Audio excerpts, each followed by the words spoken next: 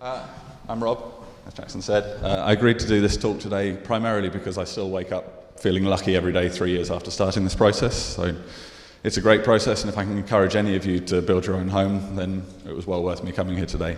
I'm going to talk a little bit about sustainability. I'm going to talk a little bit about sustainability, going to talk a little bit about reuse of materials and things, but primarily I'm going to talk about project management, because I think that's something that a lot of people here, if you're going to build your own home, are going to need to know about. So this is an idiot's guide to being a self-builder, me being the idiot, of course. Actually, part of the most useful thing is a little bit of boyish ignorance and not knowing what's really coming. I'm an architect. I run an architecture firm, but primarily my day job is I build 1 to 3 houses, custom builds a year for clients. And this is the reason I designed my house, the view over the top of Montpellier. I'm not going to wax lyrical for ages like most architects about design and the importance of it. I think we all know that good design can change the way we live in a space as well as the way we feel in a space. So it's very critical to a good house. I'm going to start a little bit. Essentially, this is project management. It's a bit negative sounding, but talking about risk. It really is critical in terms of project management to think about risk. Before you even start thinking about getting money together, before you think about getting a site, you've got to decide how much risk you want to take. Now, obviously at the low end of the risk, you can go buy yourself a noddy box in a development somewhere in the outskirts of Bristol, no risk at all, but also a very low return in terms of what you're spending for the amount of space you get for what you get in the end. At the other end of the scale, you've got yourself a site without permission. It's got a lot of risk associated with it, but a lot of return associated with it. So we were somewhere in the middle there. Our site didn't have permission, but I was aware that it could get permission. It had a sort of half permission on it, you'll see in a bit. So we decided to go mid-risk, primarily because we wanted to make a little bit of money out of it. Next thing to do, as you can see, high-scale graphics, was get some money. We got money by borrowing some money against my parents' house. It facilitated us to actually live somewhere else whilst we did the build, which was great, because the only prerequisite to me being allowed to do a self-build for my wife was that she wouldn't move in until the water was warm. So, obviously at the other end of the scale, we weren't able to get all the money to do the build, so if you've got lots of friends, you can build a lot cheaper, you can get a lot of favours. So the next slide was just really a little sort of thank you to all the friends and family that helped us to build this house. The one thing we've learned from gaining favours from friends is that it's worth providing food, not alcohol, because otherwise you just find that they just sit around and talk to you all day. So yeah, that's some friends. So you've got yourself some money. The next thing to do is get yourself a site. Now this is our site. It was in Montpellier. I'd spent the best part of 2 years looking for a site. We went through Google, through land agents, through auctions, through 1,000 other routes. In the end, the site that we got through me dropping a letter through someone's letterbox when the main house came up for sale. If you see the blue house or purple house on the left there, that came up for sale. And I realised that there was a development plot attached to that sale. So, you're going to get a pointer on for me. Then we hung around like bad smells. It took us 2 attempts to... Oh, thank you. I've got a shaky hand. It took us 2 attempts to actually get the site in the end. We had to pay double legal fees because we went twice through the process by the time that someone had dropped out on the main house. But in the end, it was all worth it, and we ended up with the site. When you get yourself a site, most people are going to end up with a site which already has planning permission on it. So what you end up with is something that was designed from a very different perspective than your own. So on the left here, maybe better drawings, because the architect was paid to do it, unlike mine.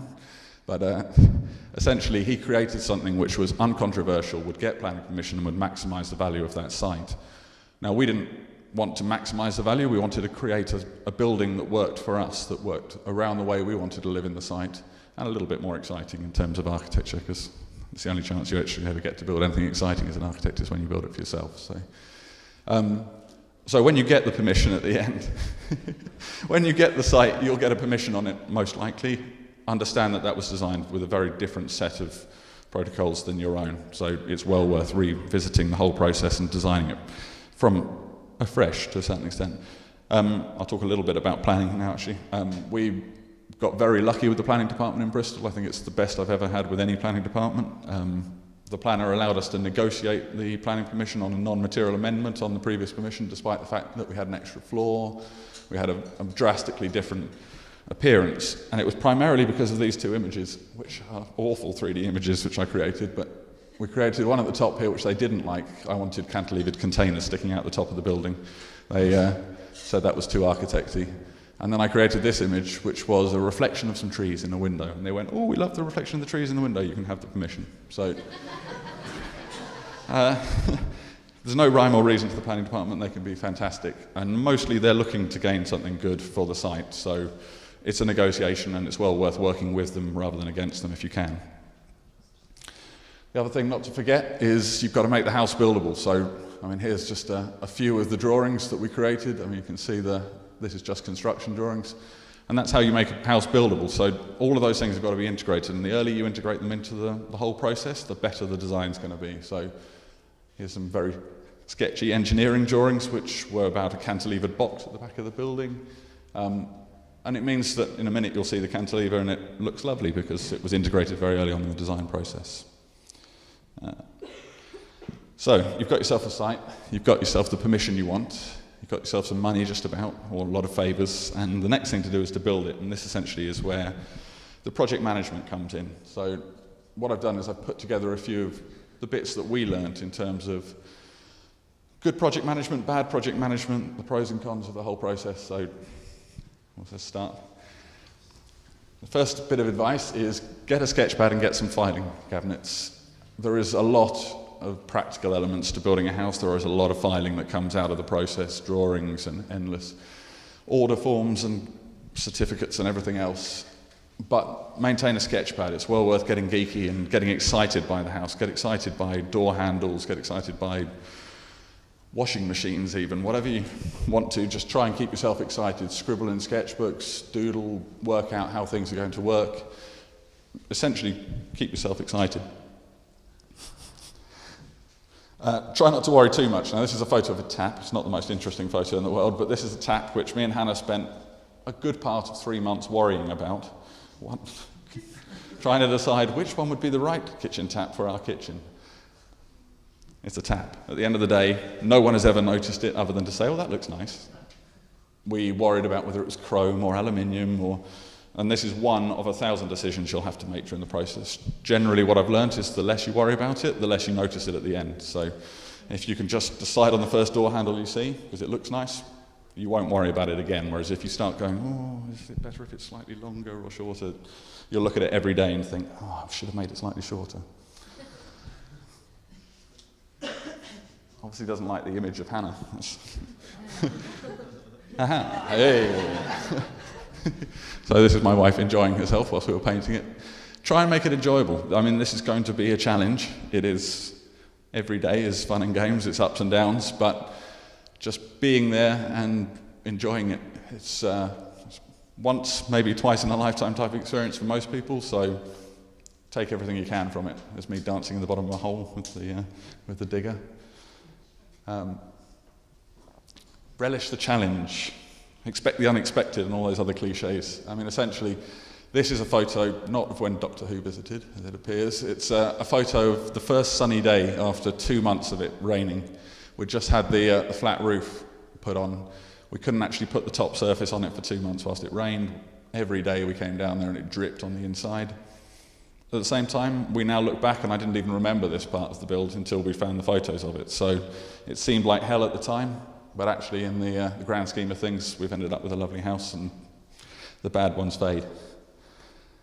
This is the key thing for being a good project manager. Logistics, logistics, logistics. I mean, people work full-time at this for 30 years for their life, and still you always get surprised by things on a build. You can download an example schedule such as this from Google. There'll be plenty of examples on there if you look at it. It's worth having something so you can start thinking about when you're sourcing materials, when you're getting them to site. There's a few examples there of when you might buy different things and get them to site. So when you're looking to buy something such as wall finishes, you need to know the availability of that wall finish, the lead time on it, and so on, so that you know whether you should overorder, whether you should do your 10%, because you may not be able to source it next time when you come around to realising you're one tile short for the bathroom, or if it's there all the time so you can just walk down the road to Jewson and pick up some white paint. So, logistics is key, and that brings us to the slightly negative lesson, which was reuse what you can. We reused tens of thousands of pounds worth of materials on site. Everything we took down we tried to reuse on site, and we had quite a bit of space. Doesn't look like it in these photos, but our biggest lesson we learned was understand the space you have. This on the bottom here is 100 tonne of hardcore that was part of over 1,000 tonne that we dug out to put the basement in, that we decided to keep on site because we would need some hardcore later on in the process. Later on you can see it's still a big pile at the front there. By now there's about 5 tonnes still in my front garden. It's still sitting there and it's still being moved around every time I'd want to do anything. It's cost us probably thousands extra than it would have cost to bring it back and take it away. Understand the size of your site and what you can keep on site, because there's practicalities to it. You can't reuse everything. Maintain relationships, not just your partner, but everyone around you. Essentially our neighbours were some of the most useful elements to our builds. In a tight site in the middle of the city, one neighbour one side gave us electricity and water for free during the whole build, and the other neighbour the other side provided us with tea and soup and all kinds of things during the winter. So maintaining those relationships helped us on those fronts, but also meant that when we were having deliveries at 7 in the morning and there was a delivery lorry blocking them going to work, they smiled and asked us how we were getting on rather than shouting and screaming. And that's on a professional level as well. So maintaining relationships with suppliers and brickies, etc., it's always better to negotiate and talk things through than to scream and shout, because as soon as you start thinking you're getting one over on someone, they'll start getting one over on you. So it's better to be fair with. Use recommendations, a little bit of selfless plug. Subtle there, isn't it? Just, couldn't find an image for it, so I thought I'd just plug me instead. Use recommendations. When you find someone that's good at something, they will know other people that are good at things, and generally everyone in the process knows the next person in the process. They've worked hundreds of times with them, so ground workers know brickies, and people to do drainage, etc. So once you get a good one, use their recommendations. Take what they can give you and understand that a reference is worth a hell of a lot more than PR.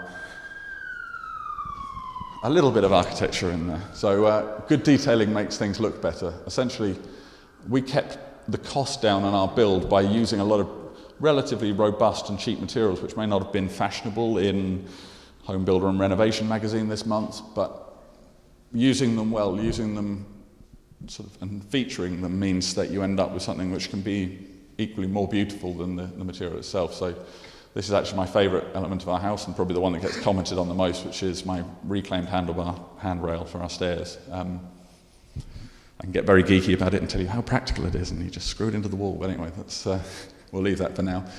It cost us about £30 in total for the pieces, and it looks fantastic, and it's what everyone comments on. So you don't have to go and buy a 500 quid handrail from the latest designer magazine.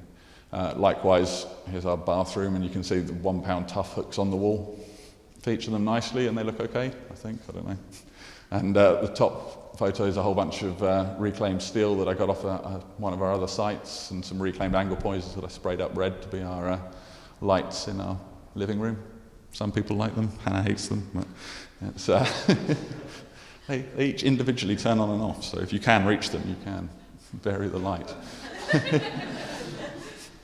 And that's the cantilevered box at the bottom. Finally, finish it. And I was looking for a photo for this. I did take a photo this morning of the pile of crap in my front garden, which is still there 3 years on. And then I thought, actually, this is more fitting. I think I'll just leave it kind of half done. If any of you can work out how to finish your own project, good luck. I find it hard enough when I'm finishing other people's projects. It's a daily grind, no, a daily pleasure to move around my house and think about all the things I've still got to do. But Hannah managed to catalyse a few things by booking family in and so on. It's a good way to make dates and try and stick to the schedule a little bit, kind of push yourself forwards, otherwise it does end up as a black screen months on. So, this is a few images of the house as it is. This is some very smug images of us that were... Notice I'm leaning on a broom on the lawn. That's...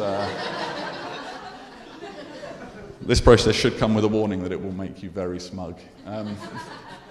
Yeah, I mean, it's great on a daily basis, so I basically wanted to come here and say, you can do it, you can build it for yourself, and every one of these slides is something that I look back on and think, oh yeah, I really enjoyed that day. That was the day we plastered the wall, that was the day we put up the hoarding, or the hoarding blew down and landed on the police car, etc. Yeah, that's the story of our self-build so far. It's like our self-build is still ongoing. If any of you have got any questions, obviously I'm able to answer them now, or alternatively I'll hang around and we can, I mean, all of those things I've basically brushed upon for a second, you could talk about for years. It's, I studied for 7 years to become an architect, and then 10 years of experience, and still I don't think I know half of what actually goes on in a self-build. It's, it'll surprise you. Brilliant, thanks Rob. Thanks.